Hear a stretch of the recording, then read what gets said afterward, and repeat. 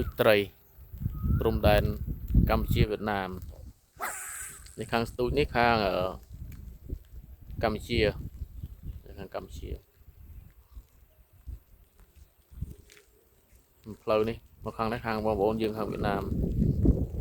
sau cái lượng môn chi máu lặng kiểu pro là cái đúng mấy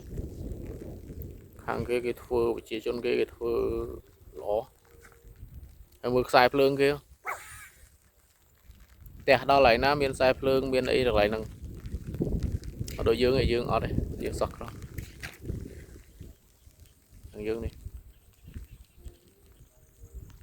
một suy tray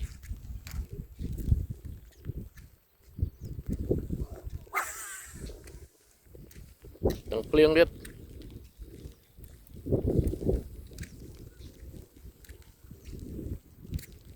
ngắt chân này đang xong say ra mà lên rồi âm bờ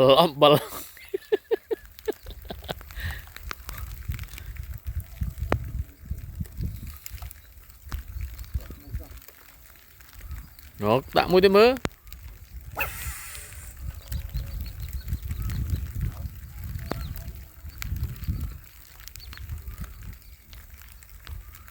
vẫn là ngày đang phiêng vùng